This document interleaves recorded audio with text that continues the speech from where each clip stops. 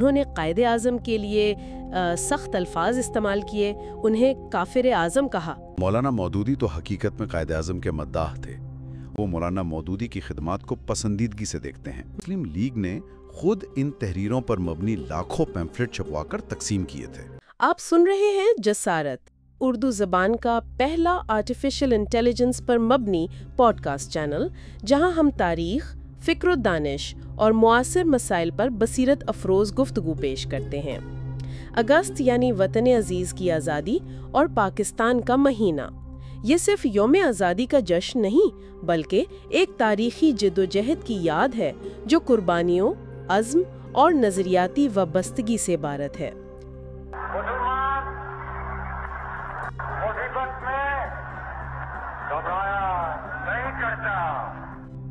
جسارت اے آئی نے اسی مناسبت سے ایک خصوصی سلسلہ آغاز کیا ہے جس میں ہم تحریک پاکستان، قیام پاکستان اور اس کے بعد کی فکری اور سیاسی سمتوں پر روشنی ڈال رہے ہیں۔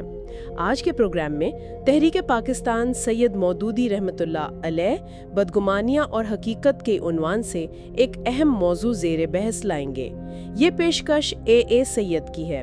چلیں اس موضوع کی گہرائی میں اترتے ہیں۔ مولانا مودودی ایک بہت ہی جانی پہچانی شخصیت ہے، عالم دین، مفسر قرآن، تفہیم القرآن ان کی مشہور زمانہ تفسیر ہے۔ جی ہاں، اور جماعت اسلامی کے بانی بھی 20ویں صدی کے بہت مؤثر اسلامی مفکر مانے جاتے ہیں۔ شاہ فیصل ایوارڈ بھی انہیں ملا۔ بالکل، لیکن جب تحریک پاکستان کی بات آتی ہے تو ان پر کچھ سوالات اٹھائے جاتے ہیں۔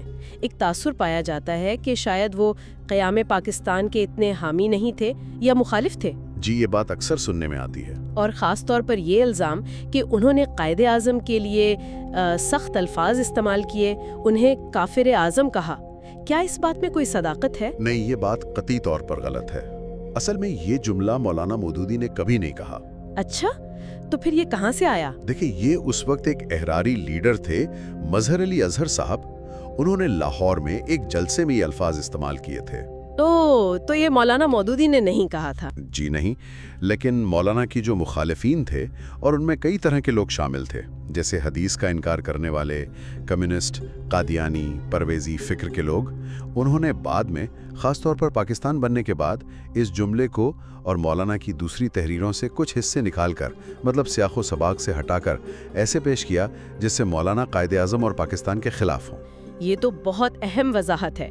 تو اگر یہ الزام غلط ہے تو پھر مولانا مودودی کا اصل میں قائد اعظم کے بارے میں کیا خیال تھا؟ ان کا موقف کیا تھا؟ مولانا مودودی تو حقیقت میں قائد اعظم کے مداح تھے۔ انہوں نے خود 1 اگست 1976 کو نوائے وقت اخبار کو ایک خط لکھا تھا۔ اچھا، اس میں انہوں نے صاف صاف لکھا کہ جب سے میں نے ہوش سنبھالا ہے، میں قائد اعظم کو ایک باصول، بہت دیانتدار اور مضبوط کردار کا شخص سمجھتا رہا ہوں، اور 1920 سے لے کر 1948 میں ان کی وفات تک میرے دل میں ان کے لیے کبھی کوئی بدگمانی پیدا نہیں ہوئی۔ تو یہ تو بالکل واضح موقف ہے۔ اچھا، تو پھر تحریک پاکستان میں ان کا عملی کردار کیسا رہا؟ کیا وہ صرف نظریاتی طور پر حامی تھے یا کچھ عملی حصہ بھی لیا؟ نہیں، عملی کردار بھی تھا۔ مثال کے طور پر جب یوپی مسلم لیگ نے ایک کمیٹی بنائی تھی مستقبل کے پاکستان کے اسلامی آئین کا خاکہ تیار کرنے کے لیے، تو مولانا مودودی بھی اس کمیٹی میں شامل تھے۔ اچھا، یہ بات تو کم لوگ جانتے ہیں۔ جی، اور یہاں تک کہ قائد اعظم نے خود بھی قمر الدین صاحب کے ذریعے ایک پیغام بھیجا تھا جس کے جواب میں انہوں نے کہا تھا کہ وہ مولانا مودودی کی خدمات کو پسندیدگی سے دیکھتے ہیں۔ اور دیکھیں، سب سے اہم بات شاید یہ ہے کہ مولانا مودودی کی جو تحریریں تھیں، انہوں نے دو قومی نظریے کو ایک بہت ٹھوس، آپ کہہ لیں، فکری اور نظریاتی بنیاد دی۔ کن تحریروں کی بات کر رہے ہیں؟ وہ مضامین جو بعد میں کتابی شکل میں شائع ہوئے، جیسے مسئلہ قومیت ہے یا مسلمان اور موجودہ سیاسی کشمکش، ان کتابوں میں انہوں نے کانگریس کا جو نظریہ تھا متحدہ قومیت کا، جی، کہ ہندوستان میں سب ایک قوم ہے، بالکل، اس کا انہوں نے بڑا مدلل جواب دیا۔ اور ظفر احمد انصاری صاحب، ڈاکٹر اشتیاق حسین قریشی صاحب جیسے دانشوروں نے بھی لکھا ہے کہ ان تحریروں کا بڑا اثر ہوا، خاص طور پر پڑھے لکھے مسلمانوں پر۔ وہ کانگریس کے موقف سے ہٹ کر مسلم لیگ کی طرف آئے۔ یعنی ان تحریروں نے ذہن سازی میں کردار ادا کیا؟ جی ہاں، بہت اہم کردار۔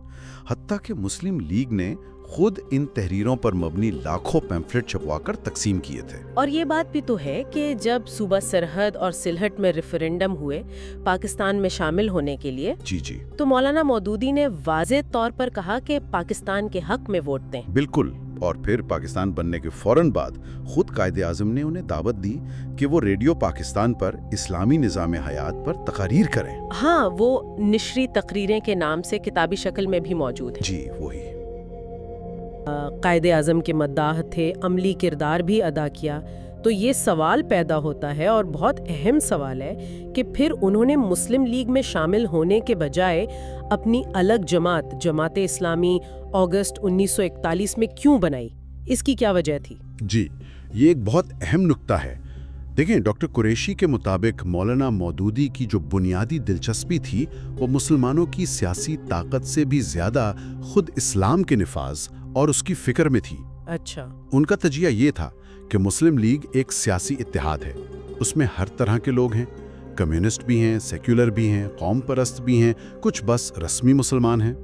ایک وسیع البنیاد پلیٹ فارم تھا۔ جی، تو ان کا خیال تھا کہ ایسی جماعت جس میں اتنی مختلف سوچ کے لوگ ہوں وہ شاید حقیقی اسلامی نظام قائم کرنے کا نہ پکا عزم رکھتی ہے نہ صلاحیت۔ ان کے لیے اسلام سے وفاداری قومی یا سیاسی وفاداری سے زیادہ اہم تھی۔ تو وہ مستقبل کے بارے میں سوچ رہے تھے؟ بالکل۔ ان کے سامنے دو بڑے سوال تھے۔ ایک تو یہ کہ اگر خدا نہ خواستہ تقسیم ہند کی کوشش ناکام ہو جائے، پاکستان نہ بنے، تو پھر متحدہ ہندوستان میں مسلمانوں کی جو الگ اسلامی شناخت ہے وہ کیسے بچے گی؟ اور دوسرا یہ کہ اگر ملک تقسیم ہو جاتا ہے، پاکستان بن جاتا ہے، تو ہندوستان میں جو کروڑوں مسلمان رہ جائیں گے ان میں اسلام کی شمع کیسے روشن رکھی جائے گی، اور خود پاکستان کو ایک صحیح معنوں میں اسلامی ریاست کیسے بنایا جائے گا؟ اسے صرف نام کی مسلم ریاست یہ ایک لادین ریاست بننے سے کیسے روکا جائے گا؟ یہ تو بہت گہری فکر تھی۔ جی، تو اسی فکر کے نتیجے میں انہوں نے اگست 1941 میں جماعت اسلامی قائم کی۔ مقصد یہ تھا کہ ایک ایسا منظم تربیت یافتہ گروہ تیار کیا جائے جو ہر ممکنہ صورتحال میں، چاہے تقسیم ہو یا نہ ہو، پورے بر صغیر میں اسلام کی سربلندی کے لیے کام کر سکے۔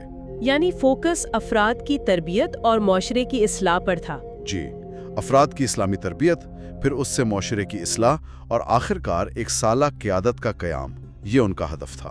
تو اگر ہم اس ساری گفتگو کا خلاصہ کریں تو یوں کہا جا سکتا ہے کہ مولانا مودودی رحمۃ اللہ علیہ نے نہ صرف اپنی تحریروں سے دو قومی نظریے کو تقویت دی، بلکہ وہ قیام پاکستان کے بعد پاکستان کو ایک حقیقی اسلامی ریاست بنانے کے لیے بھی بہت فکر مند تھے۔ جی بالکل۔ اور اسی مقصد کے لیے انہوں نے جماعت اسلامی بنائی تاکہ ایک نظریاتی طور پر پختہ قیادت تیار ہو، اور ان پر جو الزامات لگتے ہیں خاص طور پر قائد اعظم رحمۃ اللہ علیہ کی مخالفت والا، وہ حقائق کی روشنی میں درست نہیں لگتے۔ بالکل درست۔ ان کی ساری جد و جہد کا مرکز ہی نظریہ پاکستان کا تحفظ اور نفاذ تھا، اور اس حوالے سے ان کی کوششیں تاریخ کا ایک اہم باب ہیں۔ بلکہ ماخذ میں یہ دلچسپ نقطہ بھی اٹھایا گیا ہے کہ اگر ان کی فکر پاکستان کو ایک حقیقی اسلامی ریاست بنانے کی تھی اور آج اگر وہ نہیں بن سکا ہے تو یہ ذمہ داری اب کون پوری کرے گا؟ یہ سوال آج بھی ہمارے لیے بہت اہم ہے، غور طلب ہے۔ ہمارے ساتھ جڑے رہیے، جسارت AI دیکھنے کا شکریہ۔ آئندہ پھر کسی نئے موضوع کے ساتھ حاضر ہوں گے۔ اپنی قیمتی آراء اور تجاویز سے آگاہ کرتے رہیے گا۔